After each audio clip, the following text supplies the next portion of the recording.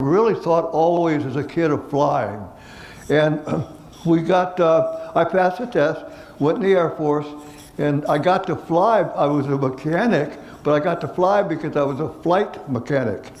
And that was that it was the world's largest cargo plane, and there were tunnels in the wing, and my job was to go out in the tunnels and in flight and fix them. Fix the planes, check the planes, leaks, everything. And then I would get out of the tunnels and go up to the pilot's compartment, and I was a real pest.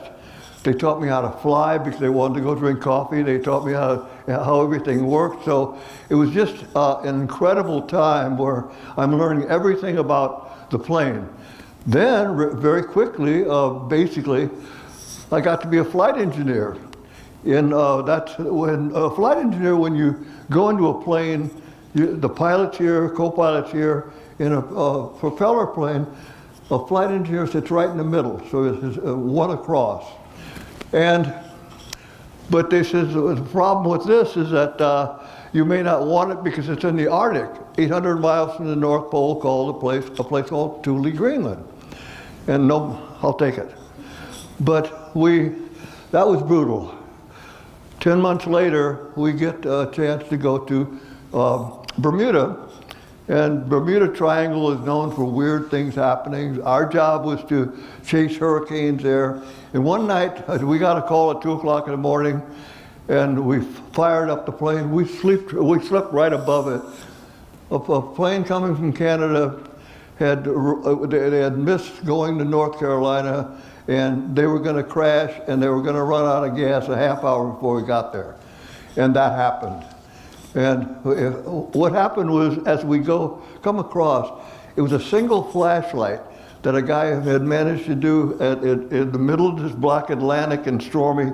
We were able to find those guys, dropped them survival equipment, got them up, and that was a long time ago. And when you're a first responder, that's what you do. They're trying to tell us and thank us, and we got to go grab a beer because we didn't really care about all the amenities and of that. But that was when you save 5 lives, you can make an impact on the planet of some kind. And I just didn't think it was important. But I went on from there, and I passed the written test for being a pilot, but the eyes betrayed me. They're not 20/20. So I left the Air Force and went to work for, ultimately, a large computer manufacturer. They call it the cloud now. Then it was mainframes. I went through this all the training, got to be a mainframe person, and just lived the life of being really involved in the highest level technical things. And I got a chance to be in management very early. Then I decided I was trying to get all this in my head, and it was blocking me. It was just really blocking me. I heard about going skydiving. There was a place where people went skydiving. I went skydiving, and I got hooked. That was after that, I was in a high-level job, but I spent all my weekends and all the time and a lot of money skydiving, and a couple of bronze medals, set a world record. You get your gold wings after 1,000 jumps, and but after I got my second bronze medal, I realized I'm not going to get to be a gold medalist unless I do something different, like quit my job and career. And I did that. And for 5 years I lived something called, I called it living in the split second, because I was doing a lot of things. That's when fast cars, fast motorcycles, fast whatever, but I'm here. And I accepted an invitation from my office manager to meet it was the accountant, to meet his cousin.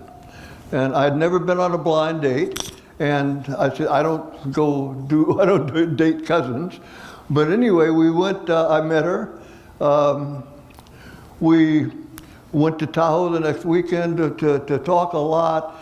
I rented a plane and we flew down to Southern California so that I could do, invite my skydiving friends, and I invited her to meet them, their families and everything else, and then I proposed. 2 weeks. That was a lot of years away. But she had 2 children, so her children and me and everybody, they become our children, not hers. But that's the kind of thing that I'm looking at, helping wherever I can in whatever situation, is what that kind of mindset has brought me to. And in the pandemic, there's this whole swirl of problems. But you know, the swirl of problems require a lot of solutions. That's why we're here today. That's why I can see this, because I've been able to figure out things a little bit out of the box. And I figured out how, with these large computers working very hard, peripheral equipment attached to them, I figured out a way that you did not have to stop these huge things, fix the peripheral equipment on the fly, basically, saved a ton of money, and they let me start a job called Worldwide Crisis Manager. My job for the next 4 years was to go around the world attacking the worst problems, taking the right team of people, and Switzerland and Germany and a lot of places I went, but you were able to, if you looked at things just a little bit different. If I were looking at it in a standard way, and I used the skydiving example, I call that thinking outside of the plane, or thinking, my box has wings. And that's always touted as the best way to fly things. But it becomes a method, it becomes a methodology. And what I know that I can do is, because I went around the world and did it, is I can come into a very intense situation. You probably might have heard of CERN, C-E-R-N. That's kind of the birthplace of the God particle, and they're very smart people. And I went over there to solve a problem for them, and did. They were doing something obviously, even very bright people, and I do, and everybody does. They solve, they are so used to doing something in a certain way, they don't know how to go around and get it done the other way. The example was skiing. There's a competition called Black Ski Summit. It's an African-American event held annually in, different ski resorts it's held annually at. But in this year it was in Sun Valley, Idaho. So what I did was, of course, low-key entry, I parachuted in the ski races. And then I thought I was in trouble, and because the guy was running toward me with a tie, and I said, look, I was about to tell him, honestly, I thought it was legal, but anyway, what he decided to do was, he's coming, that's a great jump. I've got a sailplane. I've always wanted to see whether I could have someone jump out of it, all of that. Okay, got that settled. But I wouldn't jump out of the sailplane. It was just too small. I would probably hurt his airplane too. But what I did say is that the best ski instructor that you've got here, I'd like to work with him, because what I was going to do then was para-ski. Because the target for this sport is a 4-inch diameter disc, night or day. My first, if you can't hit that about 6 out of 10 times, you don't win many competitions. So it's not only, it's flying without wings, it's turning a parachute into a plane, it's flying is the way I look at it. But what we did then was all week long, and I ran into this in Switzerland too. The ski instructor, and there's a lot of wisdom in this, he says, follow the back of my skis, don't think, just be there. For one whole week we went through and he's but they had the end of the week ski school race, and had people with me the night before making certain the skis were right, the temperature of the wax was right, and the next day I had a great run. He says, that was good, oh yeah. What I didn't know until that night was that for whatever reason, and it might have been the level of competition, I had the fastest ski race time. It was a beginner that had a faster time than the advanced skiers. And that was just, I just know you kept your head into it, and that was the way it was. But later on in Switzerland, you can see, if you see pictures of me, you'll see the Matterhorn and this guy that's younger than me. That's my avatar. That's the guy that's doing all this stuff. I'm the guy that's taking all the credit for it. But we go I went to the Matterhorn Mountain, and one of their ski instructors, he was at level 7, there's only 8 levels. He was saying, what's your nationality? And one guy says, I'm Italian. The other guy says Swiss. And I says, African American. And the guy looks at me, he says, look, you can be African or you can be American, but you can't be both. I said, okay, fine. Then I'll be an American, you know, but he says, get on the back of my skis, American. And that's what I did all week long, same thing, game on. But I learned more about skiing and a lot of things about method. To me, this whole thing is about methodology. And the whole thing is being willing to take additional risk. A little bit of additional risk, or a lot. Know your limits, but be willing to take the risk. Works. And that, then they gave me the Worldwide Crisis Management.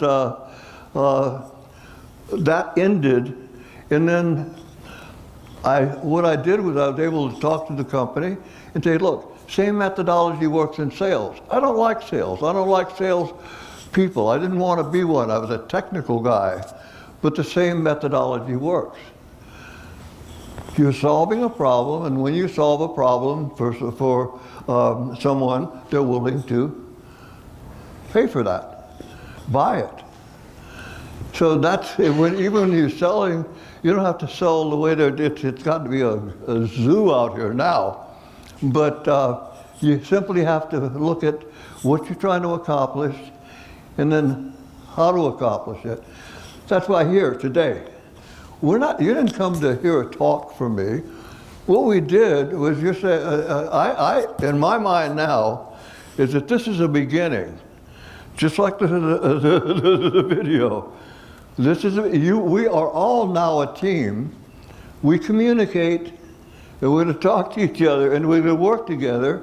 But I'm not going to just stand up here. I don't do this anyway. I'm usually off going and doing my own thing. Do this whole thing with my natural methodology was to be by myself doing something to make certain I got the right message to you. But we really have to work together. We're a team. And that's why I came here. And in here, there should be a Gail Diallo. Gail Diallo. Oh, Dale! I'd met Gail at about 16 years ago in a small village in France. I set up her email address for Yahoo, at whatever it was, okay? Now, she was pregnant with her daughter, who now is a senior in high school, and that was my contribution. Gail has become a friend of the family, and throughout all these years, I was with Gail when she graduated from nursing school in France, and it's been that type of journey. And that's the way that now. Gail is in Antioch as a prevention, a prevention specialist. I forgot the name, but I should. But it's a high-level position in the pandemic effort. And the idea that you help someone in another country, and I've done that. I have something called "Who Was That Masked Man?" You show up. You could be by yourself in foreign countries. You show up. You help somebody. You'll never see them again. And it was just like the Lone Ranger back in the day that held up. And this is what I'm saying here right now. We're going into a whole different direction. This whole team can help people. And there's not necessarily this price to be paid or whatever. We help each other. But the incredible thing that Gail is helping out in Antioch in a high-level medical position, and from the whole journey from a small village in France to here, you got it. There's where's Vanessa Ortiz? There's another person all right. You see, it's obvious that what happens is all these people get me in trouble. I feel like it's now another superstar, right? But all I'm saying is that if for this opportunity to come here and meet these incredible people, thank you. But I tell you what, this is the beginning. I've done some things. I am about to do the best things of my life. Look, and to set that up, and you can believe it, but what's going to happen is we are going to put some magnificent things together, and we are going to, in skydiving, we would call it on jump run. That's where we are right now. We're on jump run, targets in sight, ready to go, we're over it. Thank you.